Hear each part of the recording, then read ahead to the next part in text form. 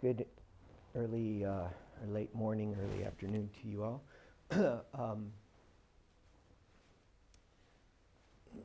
I went to the football game last night, mid-afternoon, because it's a 3:30 game. And I went in there cold. It was cold. It was really cold, but it was fun.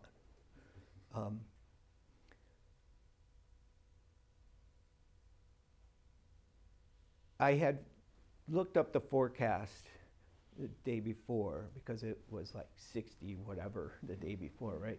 So I'm like, okay. So I looked up the forecast and they said 20% chance of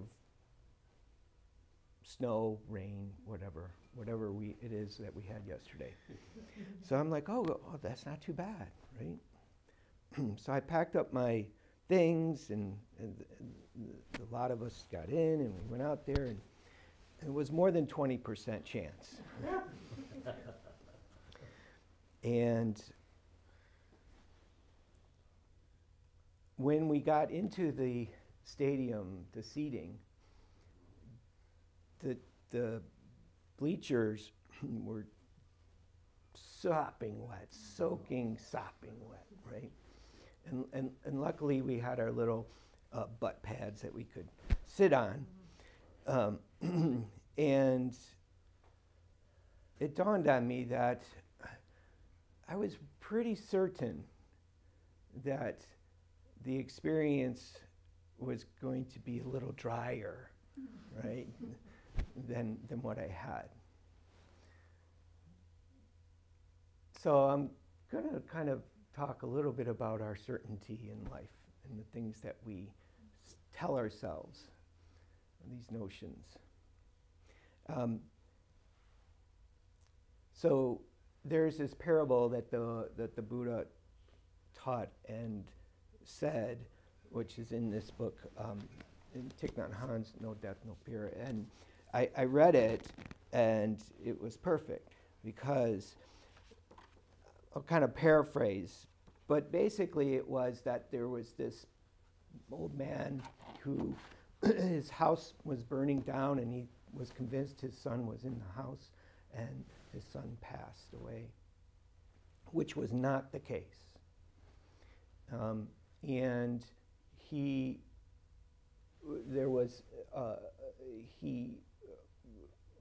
got out the remains of what he thought was his son and had them with him all the time, with him. The ashes were with him, convinced that he had lost his son. And lo and behold, at some point, his son that was actually living came to the house and said, hey, I'm here. And that was not acceptable to him because he knew he lost his son. He knew it. And anybody that was claiming to be, well, that's false. This is not, how can this be? So much so that the son actually left. He's like, there's nothing I can do to convince you otherwise. Sometimes our notions, our ideas that we carry is not what we think. It's just not that way. And yet we can hold on to them as if it were true. Now, some of you are going to the museum, the Detroit Institute of Arts today, and I was sitting here prior in my meditation, and a thought crossed my mind. Van Gogh, he's really considered to be a great artist. Is that true? The collective universe, as far as we know it, believes it to be true, except when he was alive. Right? So when you go see the Van Gogh, you're going to be like, oh, this is a great artist. The collective says, yes, this is a great artist. Right? A very subjective thing. Now, I'm inclined to agree with the collective. But The point being is, how do we know? How do we really know these things? Is it really that way? Which brings me to this question. What is it that's sitting here before me, looking at me? What is it that's sitting before you, looking at you? What is truth about this?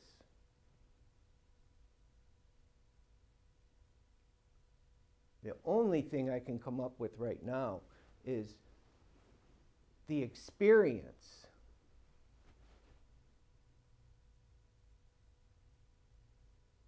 The experience is the only thing that shows itself. We're experiencing it all together, openly. All the rest is kind of dressing.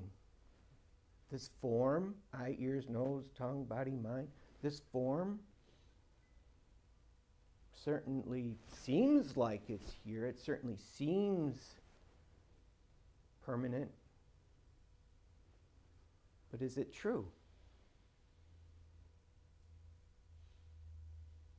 The notion of I, my given name is Tim. Tim is this, Tim is that. My Buddhist name, Bup Woo. True?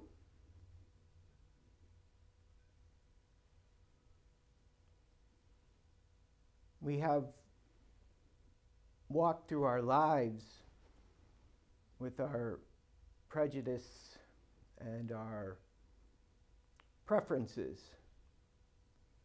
certain that it's this way. Okay, that's fine. It helps us navigate.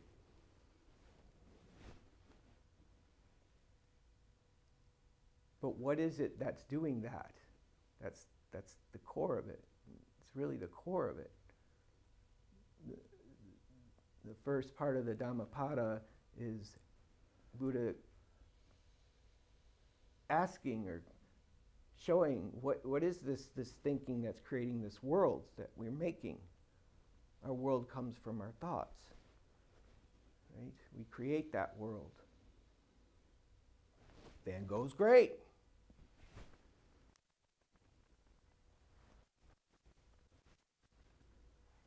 So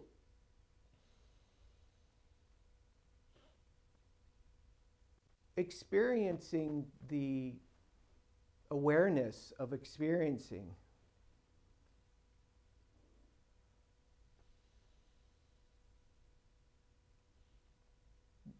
if you kind of reflect on it a little bit, there's nothing to hold on to with that. If it's just raw experience, if it's just without any notions, my son is dead. You're not my son. How can you be my? I know. Without any of that, experiencing for the sake of experiencing, without attaching our story to it.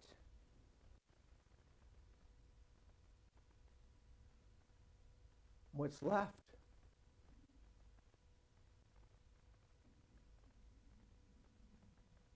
What's left?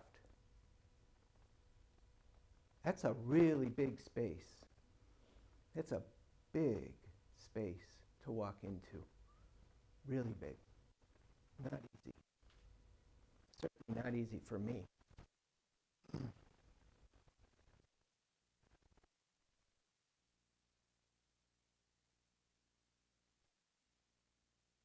Natural and appropriate that we do question our lives or what's going on. How could I make a choice and, you know, like I make these waves in the fabric of my experiences within my family system, within my community, and with my ideas, with my actions.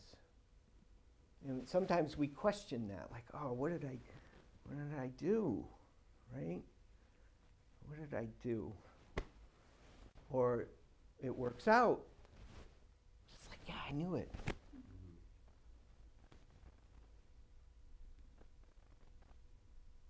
But what it is deeper than that. Because you're carrying the experience. The experience. I don't know what's finding out from the experience. I have no idea, and I'm not claiming to know. No idea. I question that just as much as anybody else. The mystery of it. It is a mystery.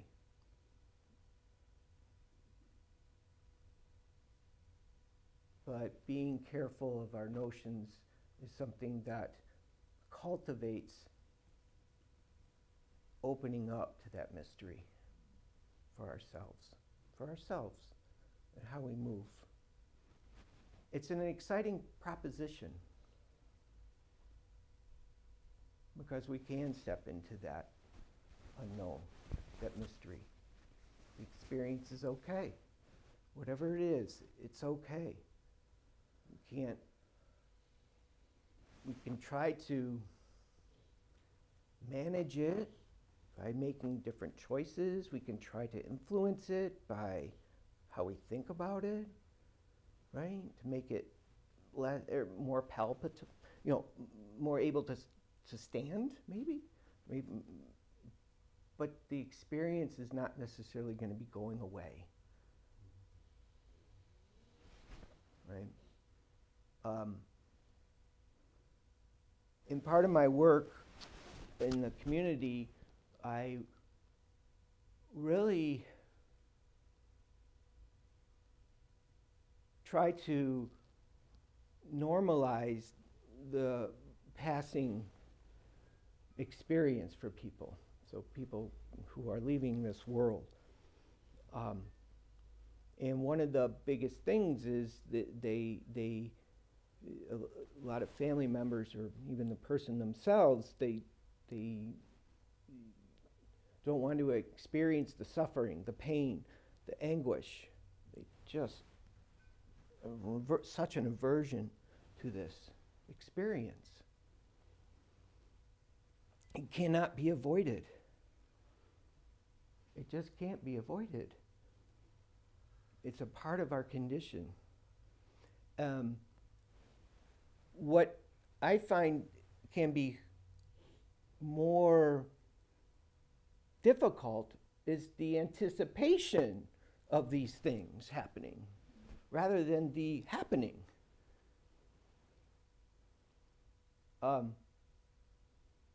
So, a number of years ago, my favorite team was winning out in Ann Arbor. They were winning. They were going to win this game against their rival, Michigan State. There was no doubt in my mind. There was whatever seconds left. All they had to do was kick the ball down the field.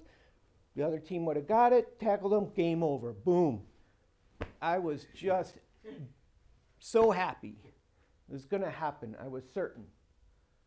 And what happened, well, it was not that. They flubbed the punt, Michigan State ran it in, scored a touchdown. No time on the clock, Michigan lost. My jaw, I had to pick up and reel in my jaw for like the next 2 days because, blown away, right? And it suits me right. Right? Only to say, right? It's okay to get caught up, but let's check in. Let's check in with ourselves when we're practicing and not. Asking ourselves, what is it that is sitting here? Is it all these forms and thoughts? What is it? And find out for yourself. That's what the Buddha is asking all of us. It's not what I'm saying. That's not it. All of these are things we talk about, they're only pointing to the moon. It's not the moon itself. And that's the great adventure. It's the beauty of this Buddhism that we do. We get all the pointing, and it's our discovery. We walk into the mystery. No one can do it for us. So enjoy it. Enjoy the experience, all the experiences. Where that brings us, I have no idea.